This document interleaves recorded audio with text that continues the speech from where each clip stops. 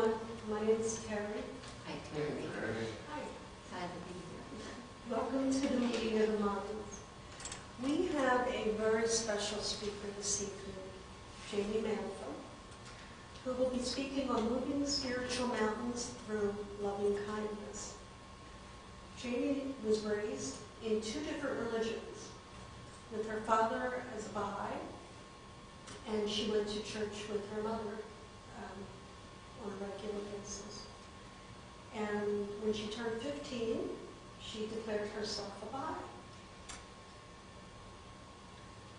A married mother with two sons and a stepdaughter, she's around children a lot, and lots of kids. So if you're looking to do something, kids are her passion. Jaime teaches online classes in natural medicine and is currently enrolled in college for her education in work with special needs children. Talk about loving kindness. Please help me welcome Jaime Manfra.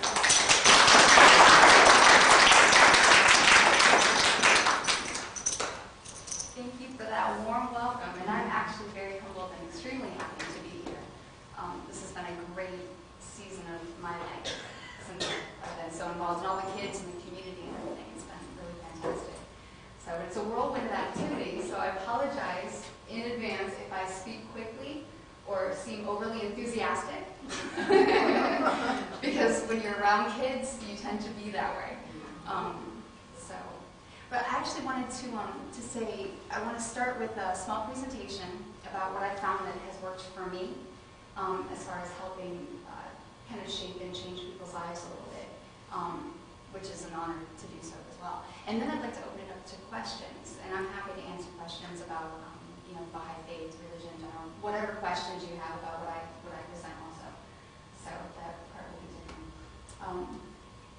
So the first thing I wanted to do, since we're talking about loving kindness, that's kind of a difficult term to define, is I wanted to talk about,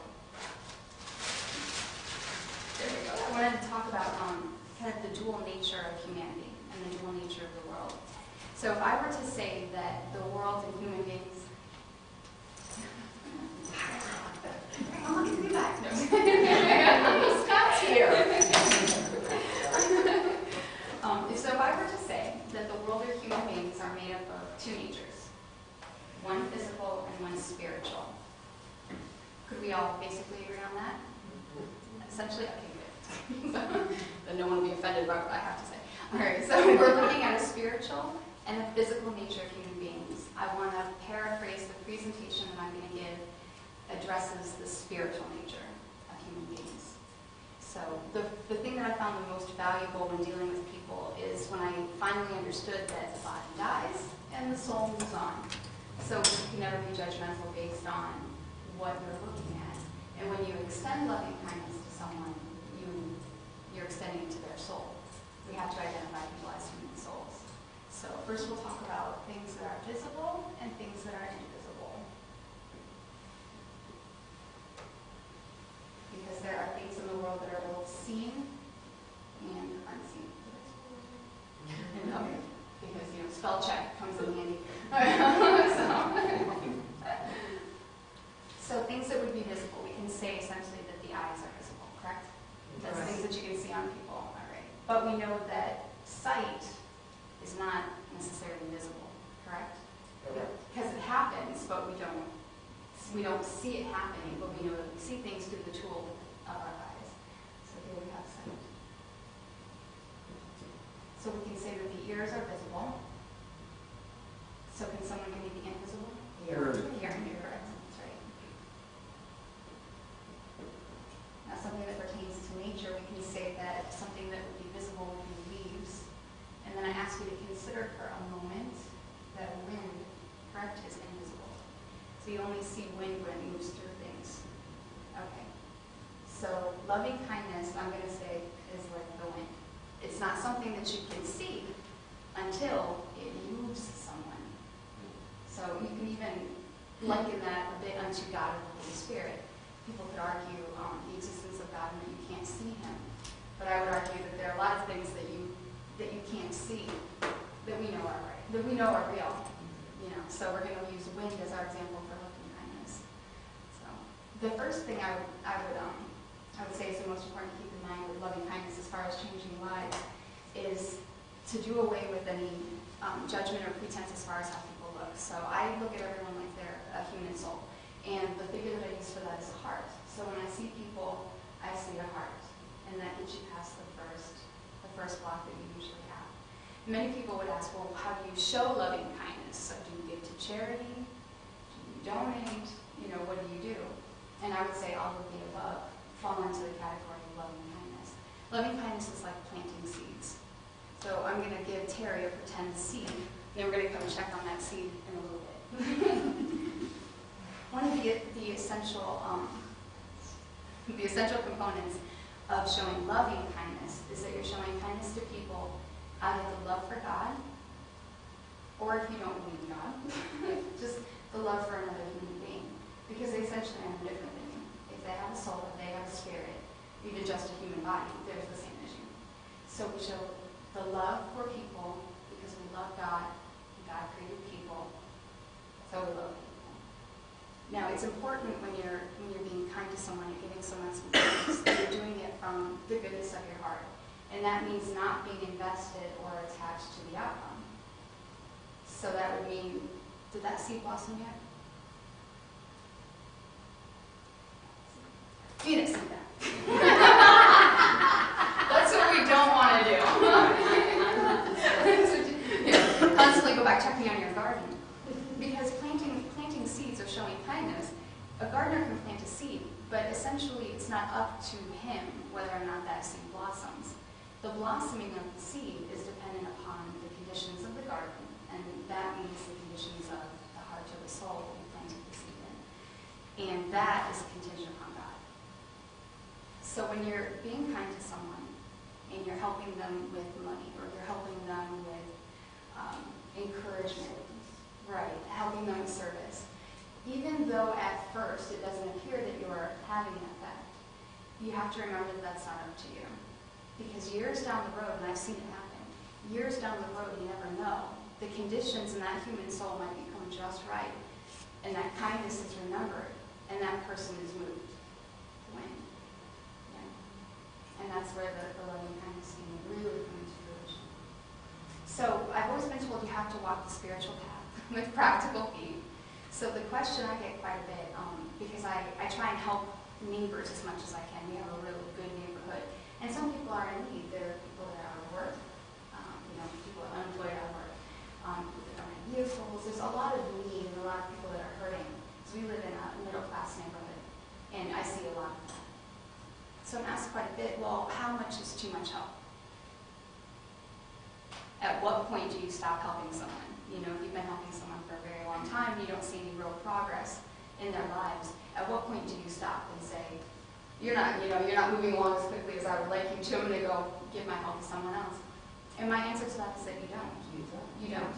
And I'm going to qualify that. As long as you can still develop kindness in your heart. That question arises quite a bit. At the point that you're giving with any resentment or frustration is the point that you stop. And maybe take a break. Or, and a lot of people don't think about this, but or you can defer to someone else that can help that individual. You know, you can delegate. And Abdu'l-Baha, who was the son of Baha'u'llah, was the founder of the Baha'i faith. And Abdu'l-Baha was his son.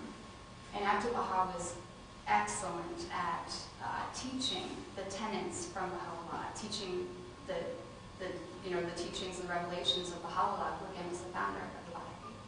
Abdu'l-Baha took his messages and explained it to the world. He traveled from the east to the west. And he spoke quite a bit about loving kindness. So he even said, you don't stop. As soon as someone needs something, you give. And we see this in the Bible also, in Matthew and even the book of Hinduism. They all speak of charity, and they all speak of giving. If someone is hungry, you feed them. If someone is in need, you give to them. If someone is downtrodden and sad, you uplift them. Whenever there's a need, you give. But, and you see this even with the government, you can give to a point where it's detrimental also, if it's not done out of loving kindness. And he even delegated, if Abdu'l-Baha were traveling across to America, story once about Joe Baha was approached by a woman, a very wealthy woman, and she wanted to give him money, a lot of money, because he was so wonderful at teaching. And he said to the woman, "Thank you, but I'm not in need of your money, and I'm traveling, but there's a family, and the little boy from the family is now an orphan, and he's in need of some fostering and some care. So will you please take your money and go care for him?" And that was a way to delegate. Because he was leaving, couldn't care for the boy either. So that's another thing you can look at, is finding resources on a practical level, finding resources that will help the people around you who are in need. Any questions so far? So I want to share with you one of the most touching stories that I've personally encountered with loving kindness, and why loving kindness works on an invisible level. I have a little boy in my neighborhood, and I'll leave him unnamed. We'll leave it neutral. But he's 9 years old, and his mother is very sick with breast cancer and in the hospital. And his father works nights and has a lot on his plate. And the father was getting a little bit physically rough with the little boy. And his mother called me from the hospital to come and take him for a while until we could get it sorted out.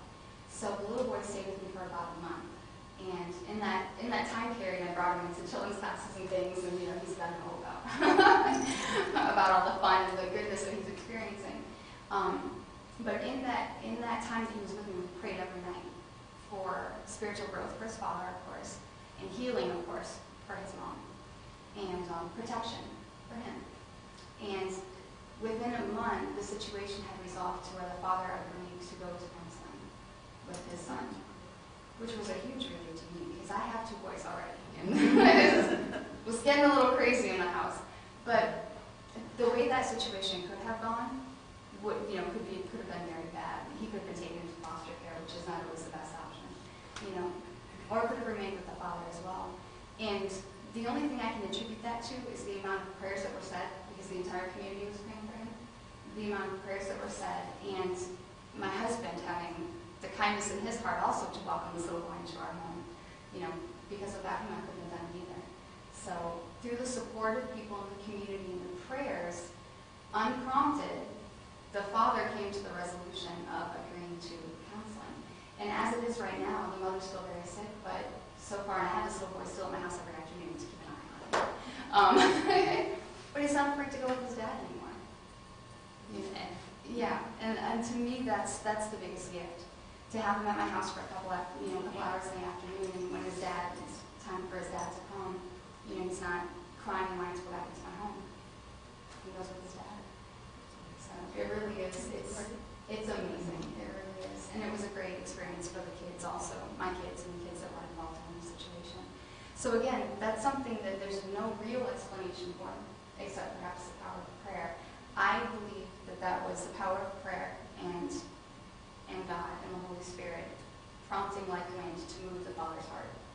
That is loving kindness. And that's really how it works sometimes. You don't know the outcome. You do what's right. You don't know the outcome. You're not invested in the outcome, but you do what's right, just because you love God and you love humanity.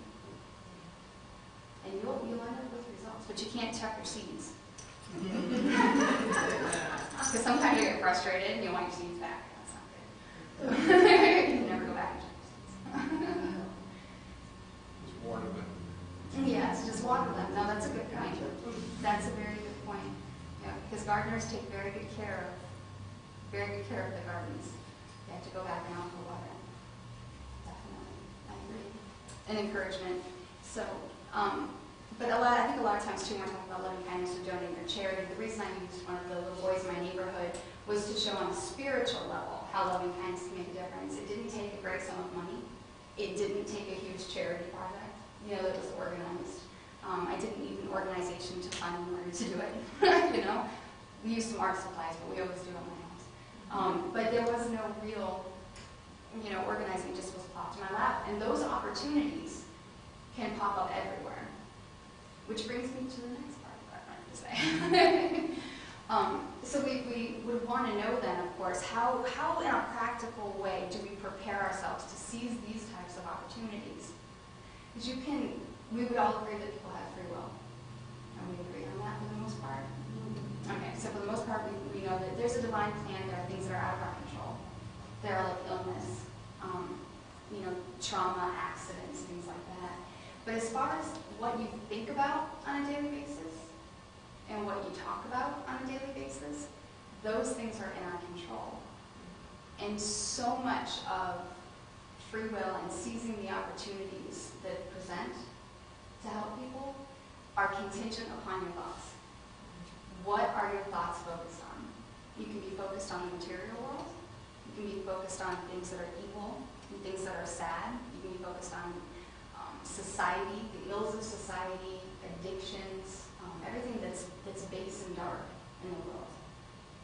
Or you can fix your thoughts on God, and you can fix your thoughts on kindness. You can think about how you can change civilization simply by touching the people around you. When you're able to turn your thoughts, control your thoughts, to center them on God, these opportunities that pop up around you, you actually want to see them instead of having them pass you by. Presented with an opportunity like this little boy that came to stay with me, I could have ignored the situation. I could have not answered the phone. Well, I didn't answer the phone the first time his mom called because I kind of had a feeling that was going on, but I answered the second time. So I could have chosen to ignore the phone calls. I could have gotten the message and not returned the call because I didn't want to deal with it because this little boy's a handful. But he's a good little boy. But he's a 9-year-old boy. But you have to trust in God. You have to seize the opportunity. And you got to do what you know is right. Even if it's hard sometimes, you have to do what you know is right. So what I found is that as I pray, read, meditate before I go to sleep, because that's my preferred way of unwinding in the afternoon and in the evenings and going to sleep, I center my focus on people that I can reach and think about the inevitability of world peace. And what I found is that when you wake up, you'll have a realization about the power that you hold to change civilization. And I can't take credit for that. That's a popular Baha'is song that's out there. But to me, it really does encompass, do you know what I'm talking about? Yeah. It really does encompass the idea of when you fall asleep, if the last thing that you're considering is, how can I help people? I'm not happy with the way the world is. People are hurting each other. I barely have control sometimes with my kids because of how they're influenced by other kids. You're griping, you're complaining, upset. That's how I am. What can I do, though? Show me what I can do. When you fall asleep and you're thinking about that, you'd be amazed at the brainstorms you have. Sometimes the next morning. Not that even necessarily comes through a dream. I'm not going to get too metaphysical, but just when you wake up, sometimes these opportunities really present themselves and you see them. Sometimes you have these ideas. These really great brainstorms on things that you can do. And that's probably the most important thing, is to center your focus on God. Because your thoughts, I've been accused of being able to spin anything to show the world is much happier than it actually is. And I would say that's true. I don't choose to see it as a spin, though. I would choose to see it as perception. Because just like we talked about the dual nature of humanity and the dual nature of the world, there's a dual nature to perception. With the old adage, you can see the glass is half full or half empty. You can choose to see the physical side of the world, which is horrible. It's really, I hate to be negative, but it's pretty bad. When you look at the wars and the violence, and if you go on YouTube and see what they're advertising, or you turn on the news, you can either choose that as your reality, or you can look past that to what you can't see but what you know is there, which is the spiritual potential in the world. That's what you're trying to have an effect on. Looking at saving the world on a global scale, although I really wanted to when I was little, I realize now it might be a little much, So I was really relieved when I read in some Baha'i writings, you don't have to save the world all at one time. You can touch the people around you. It's the person next to you that you plant that seed in. It's the person across the room that you say that prayer for. Another person that you center in your thoughts and finally at the back of your head, I want to help that person. God, could you please just show me a way to? Maybe there's a way I can help. That's how you affect the world. Because it has a ripple, it has a crystallization effect. And it does matter. And when you've changed one person's life a little bit for the better, you have changed the world. Because you changed their world. And especially when you're dealing with children, their world is so small that when you change their home or uplift their spirit just a little bit, you're making a big difference. And those kids that might have the potential later on to commit crime or be violent might not. And now you have changed the world. Now you have. One person that you're nice to at the store that might have done something bad later on, maybe they won't. And now you have changed the world. You really have.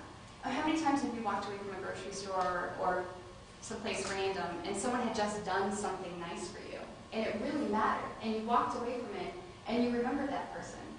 And sometimes you can close your eyes and you can still see them there. It does matter. People do remember.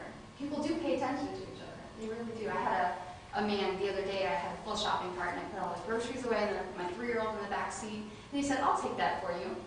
I was like, "Oh, thanks," because the cart thing was way down at the end and I had already strapped in the 3-year-old and I got popsicles melting in the trunk and I was going to have to take my 3-year-old out in order to walk the cart back down to the cart thing. And to me, I was like, "Oh, seriously?" But this random guy was like, "I'll take that for you." I'm like, you know what? You rock. Really. And it was so simple, but he had such a smile on his face and his eyes were so bright. You know, and for me, it instead of going, "Oh," you know, and getting all frustrated and sweaty, you know, I was able to like get in my car and be like, "That was a really nice guy. How cool was that?" And then I had the thought, if everyone in the world were like that just a little bit, the world would change like that. Just a little bit. But it really is just taking the time to switch your focus from what's physical and putting it on what's positive and what's spiritual, and not being blinded by what you see around you. And it goes the same for people that you see. It doesn't matter. Whatever they look like now, they're probably not going to look all like that in 10 years anyway. That's the bottom line. And whatever their body is like, whether it's healthy, whether it's unhealthy, whatever color their skin is, that reality for that person is going to die away. And what is glowing and resplendent inside that person, that was a human soul that has the memories, is going to go to heaven. That part moves on. So the body is not something we get caught up in. It's the soul that we have to focus on. And every human soul is worth your time. And every human soul is worth your effort. And every human soul has potential. Every single one of them. And Abdu'l-Baha even says that the ills of society, the degradation, the violence, the mental and spiritual sickness is just because of a lack of education. That's all. That's all it is. That there really is truly no evil. Evil doesn't exist in and of itself. For example, if you walk into a room, if you turn off the light, did you turn on the dark? No. You just took out the light. Darkness is simply an absence of light. That's all it is. So evil, darkness, doesn't exist in and of itself. It's an absence of light. It's an absence of God. That's all it is. But that doesn't mean that a dark soul can't be polished a little bit at a time until it reflects the light of God through spiritual education. And this applies to children all the way up to adults. It's just spiritual education. And they say the manifestations of God, Abdu'l-Baha says, he explains it to us. Some of the biggest leaders of the world religions and manifestations were perfect mirrors to the Holy Spirit, the rays that emanate from God.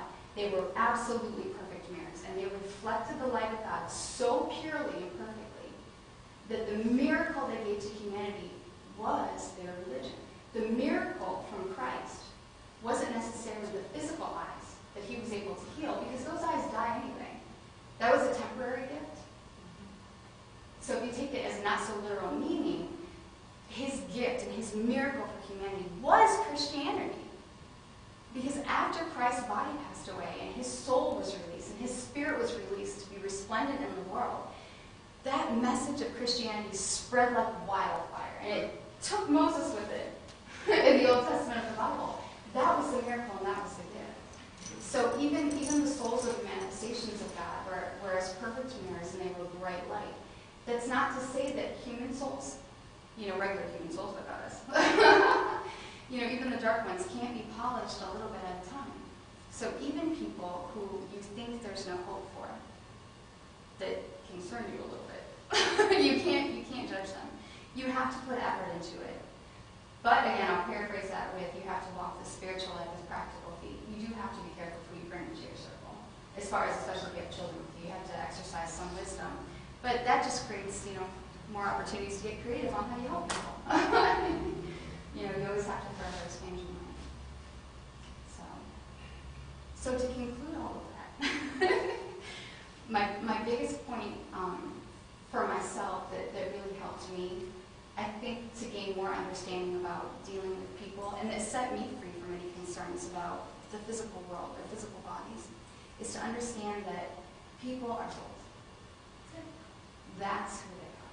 They're souls. Every person you look at is a human soul. And every person you look at, you can help. You can offer something to them. If you focus your thoughts on God and away from the world.